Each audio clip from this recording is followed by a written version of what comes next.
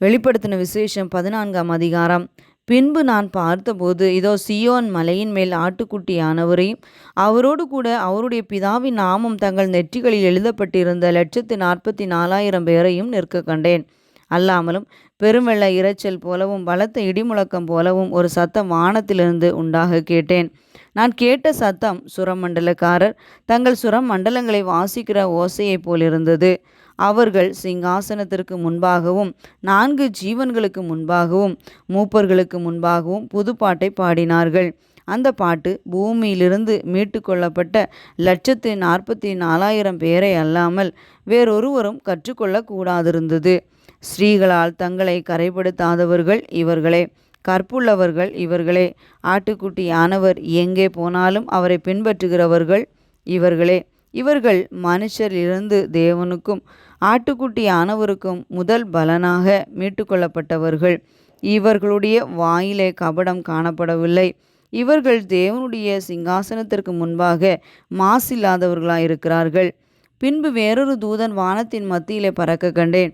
அவன் பூமியின் வாசம் பண்ணுகிற சகல ஜாதிகளுக்கும் கோத்திரத்தாருக்கும் பாஷைக்காரருக்கும் ஜனக்கூட்டத்தாருக்கும் அறிவிக்கத்தக்கதாக நித்திய சுவிசேஷத்தை உடையவனாயிருந்து மிகுந்த சத்தமிட்டு தேவனுக்கு பயந்து அவரை மகிமைப்படுத்துங்கள். அவர் நியாயத்தீர்ப்பு கொடுக்கும் வேளை வந்தது. வானத்தையும் பூமியையும் சமுத்திரத்தையும் நீரூற்றுக்களையும் உண்டாக்கினவரையே தொழுது கொள்ளுங்கள் என்று கூறினான். வேறொரு தூதன் பின் சென்று, பாபிலோன் மகாநகரம் விழுந்தது, தன் வேசித்தனமாகிய உக்கிரமான மதுவை சகல ஜாதிகளுக்கும் குடிக்க கொடுத்தாளே என்றான். அவர்களுக்கு பின்னே 3ஆம் தூதன் வந்து மிகுந்த சத்தமிட்டு மிருகத்தையும் அதன் சொரூபத்தையும் வணங்கி தங்கள் நெற்றியிலாவது தன் கையிலாவது அதன் முத்திரையை தரித்து கொள்ளுகிறவன் எவனோ அவன் தேவனுடைய கோபாக்கினையாகிய பாத்திரத்திலே கலப்பில்லாமல் வார்க்கப்பட்ட அவருடைய உக்கிரமாகிய மதுவை குடித்து பரிசுத்த தூதர்களுக்கு முன்பாகவும் ஆட்டுக்குட்டியானவருக்கு முன்பாகவும் அக்கினியினாலும் கந்தகத்தினாலும் வாதிக்கப்படுவான். அவர்களுடைய வாதையின் புகை சதா காலங்களிலும் எழும்பும். மிருகத்தையும் அதன் சொரூபத்தையும் வணங்குகிறவர்களுக்கும் அதனுடைய நாமத்தின் முத்திரையை தரித்து கொள்ளுகிறவன் எவனுக்கும் இரவும் பகலும் இளைப்பாறுதலிராது. தேவனுடைய கற்பனைகளையும் இயேசுவின் மேலுள்ள விசுவாசத்தையும் காத்து கொள்ளுகிறவர்களாகிய பரிசுத்தவான்களுடைய பொறுமை இதிலே விளங்கும் என்று கூறினான். பின்பு பரலோகத்திலிருந்து ஒரு சத்தம் உண்டாக கேட்டேன். அது, கர்த்தருக்குள் மரிக்கிறவர்கள் இது முதல் பாக்கியவான்கள் என்றெழுது. அவர்கள் தங்கள் பிரயாசங்களை விட்டெழிந்து இளைப்பாறுவார்கள். அவர்களுடைய கிரியைகள் அவர்களோட கூடிய போம். ஆவியானவரும் ஆம் என்று திருவுளம் பற்றுகிறார் என்று சொல்லிற்று. பின்பு நான் பார்த்தபோது, இதோ வெண்மையான மேகத்தையும் அந்த மேகத்தின் மேல் மனுஷகுமாரனுக்கு ஒப்பானவராய் தமது சிரசின் மேல் பொற்கிரீடத்தையும் தமது கையிலே கருக்குள்ள அரிவாளையும் உடைய ஒருவர் உட்கார்ந்திருக்கிறதை கண்டேன்.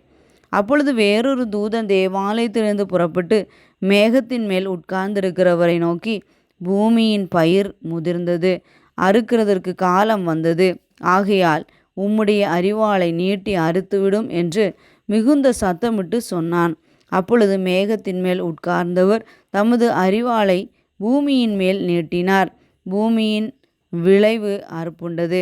பின்பு வேறொரு தூதன் கருக்குள்ள அரிவாளை பிடித்து கொண்டு பரலோகத்தில் உள்ள தேவாலயத்திலிருந்து புறப்பட்டு வந்தான். அக்னியின் மேல் அதிகாரமுள்ள வேறொரு தூதனும் பலிபீடத்திலிருந்து புறப்பட்டு வந்த கருக்குள்ள அரிவாளை பிடித்திருக்கிறவனை நோக்கி, பூமியின் திராட்சைப்பழங்கள் பழுத்திருக்கிறது, கருக்குள்ள உமது அரிவாளை நீட்டி அதன் குலைகளை அறுத்துவிடும் என்று மிகுந்த சத்தத்தோடு சொன்னான். அப்பொழுது அந்த தூதன் தன் அரிவாளை பூமியின் மேலே நீட்டி பூமியின் திராட்சை பழங்களை அறுத்து தேவனுடைய கோபாக்கினை என்னும் பெரிய ஆலையிலே போட்டான். நகரத்திற்கு புறம்பே உள்ள அந்த ஆலையிலே அது மிதிக்கப்பட்டது. அந்த ஆலையிலிருந்து 1600 ஸ்தாதி தூரத்திற்கு இரத்தம் புறப்பட்டு குதிரைகளின் கடிவாளங்கள் மட்டும் பெருகி வந்தது.